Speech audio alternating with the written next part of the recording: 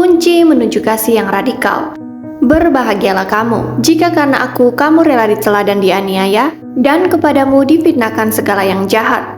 Bersukacita dan bergembiralah karena upahmu besar di sorga. Sebab demikian juga telah dianiaya nabi-nabi yang sebelum kamu. Matius 5 ayat 11-12. Salah satu pertanyaan yang saya ajukan ketika berkhotbah tentang mengasihi musuh kita yang diambil dari Matius 5 ayat 44 adalah, bagaimana mengasihi orang yang menculik dan kemudian membunuh Anda? Bagaimana kita bisa melakukan hal ini? Dari manakah datangnya kekuatan untuk mengasihi seperti ini? Bayangkan betapa menakjubkannya hal ini ketika terjadi di dunia nyata. Adakah yang bisa menunjukkan kebenaran, kuasa, dan realitasnya Kristus lebih dari ini? Saya percaya kalau Yesus memberi kita kunci menuju kasih yang radikal yang rela berkorban, kasih yang dijelaskan dalam Matius 5 ayat 44.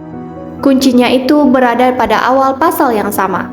Dalam Matius 5 ayat 11-12, Yesus juga berbicara mengenai penganiayaan. Sama seperti perkataannya dalam Matius 5 ayat 44, kasihilah musuhmu dan berdoalah bagi mereka yang menganiaya kamu. Hal yang luar biasa dari ayat-ayat ini adalah perkataannya Yesus bahwa Anda tidak hanya mampu menanggung penganiayaan musuh, tetapi juga bersukacita karenanya. Berbahagialah kamu jika karena aku kamu dicela dan dianiaya. Bersukacita dan bergembiralah. Hal ini tampaknya begitu jauh di luar jangkauan kita ketimbang sekadar mendoakan musuh kita atau berbuat baik pada mereka.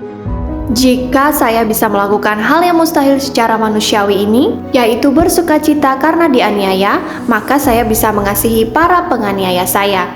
Jika mukjizat munculnya sukacita di tengah-tengah kengerian, ketidakadilan, kesakitan, dan kehilangan bisa terjadi, maka mukjizat munculnya cinta kasih terhadap orang yang menganiaya kita pun bisa terjadi. Yesus memberikan kunci menuju sukacita dalam ayat-ayat ini. Katanya, bersukacitalah dan bergembiralah karena upahmu besar di sorga. Kunci menuju sukacita adalah iman kepada kasih karunia masa depannya Allah, yaitu merasa puas dengan segala sesuatu yang dijanjikan Allah bagi Anda. Ia berkata, bersukacitalah karena upahmu besar di surga. Sukacita kita dalam penganiayaan adalah sukacita surga yang mengalir kembali ke saat-saat yang mengerikan ini dan memberi kita kebebasan untuk mengasihi. Jadi, sukacita ini adalah kekuatan yang memerdekakan kita untuk mengasihi para musuh ketika mereka menganiaya kita. Jika hal itu memang benar, maka perintah untuk mengasihi secara implisit juga merupakan perintah agar kita mengarahkan pikiran pada berbagai perkara yang di atas, pada segala sesuatu yang dijanjikan Allah bagi kita, bukan pada berbagai perkara yang di bumi. Kolose 3 ayat 2. Perintah untuk mengasihi musuh kita adalah perintah untuk menemukan pengharapan dan kepuasan jiwa kita yang paling dalam kepada Allah dan upahnya yang besar, kasih karunia masa depannya. Kunci menuju kasih yang radikal adalah iman kepada kasih karunia masa depan. Kita harus merasa yakin di tengah-tengah penderitaan kita bahwa kasihnya Allah lebih baik daripada hidup. Mazmur 63 ayat 4. Mengasihi musuhnya Anda tidak memberi Anda upah surgawi. Menghargai upah surgawi yang memampukan Anda untuk mengasihi musuhnya Anda.